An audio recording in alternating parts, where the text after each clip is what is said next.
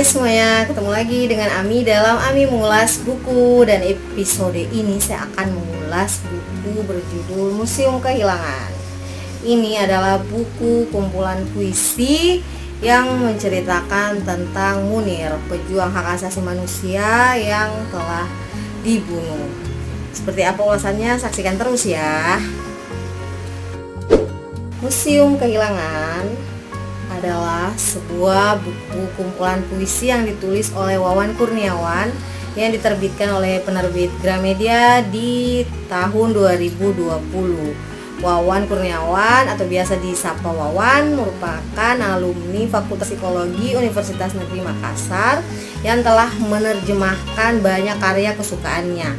Dia juga adalah anak muda yang sangat produktif menulis esai dan puisi. Bahkan sebelumnya Wawan sudah menerbitkan buku kumpulan esai yang berjudul Sepi Manusia Topeng, yang di dalamnya berisi 50 esai yang pernah dimuat di Koran Tempo Makassar. Buku kumpulan puisi Museum Kehilangan ini berkisah tentang Munir, aktivis hak asasi manusia di Indonesia yang dibunuh pada tanggal 7 September 2004 dalam penerbangannya menuju Amsterdam di pesawat Garuda bernomor 974. Buku yang di dalamnya berisi 65 puisi ini disusun dengan riset yang mendalam, apalagi di tahun 2015 penulis sempat bertemu dengan Ibu Suciwati Munir yang merupakan istri Munir dan melakukan percakapan singkat. Bahkan di saat itu penulis sempat menuliskan puisi yang belum dipublikasikannya waktu itu. Ini saya dengar dari podcast The Biography of My Work yang dipublikasikan pada bulan Desember 2020. Nah, dengan riset yang mendalam inilah menulis mampu menghadirkan puisi-puisi yang menyampaikan gagasan dan juga pengalaman. Ini juga merupakan sebuah puisi yang disusun sebagai bentuk protes dan juga sebuah keprihatinan tentang masih minimnya supremasi hukum di negeri ini.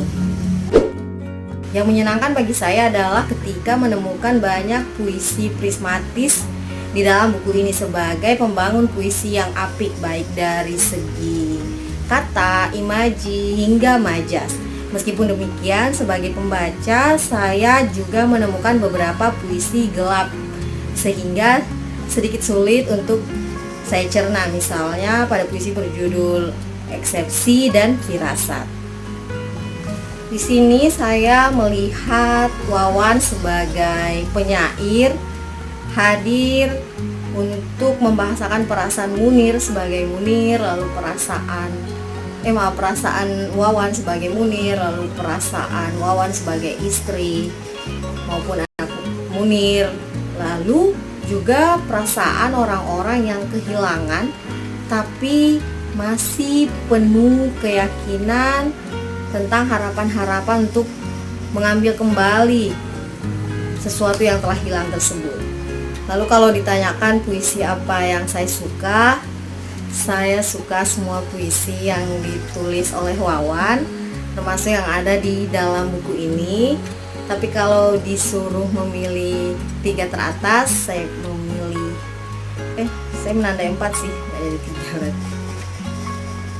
Kabar dari Arsenik di halaman 57, lalu Pencarian di Hutan Hitam di halaman 59, halaman 74 di bawah teduh payung hitam. Ini menggambarkan aksi Kamisan. Di waktu di Makassar saya juga sempat ikut aksi Kamisan.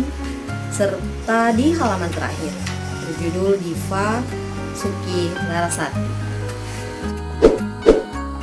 Puluhan puisi yang ada dalam buku ini merupakan bukti konsistensi seorang penyair dalam melakukan riset atau fakta empiris. Nah, dari fakta empiris yang ada itulah lalu diolah oleh mata batin sang penyair dan kemudian tercipta dalam buku puisi ini.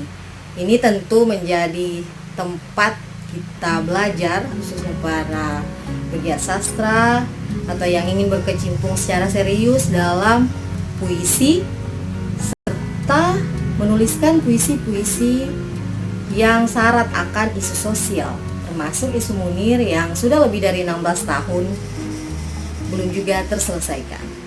Semoga ulasan kali ini bermanfaat dan sampai jumpa di Ami Mengulas Buku episode selanjutnya.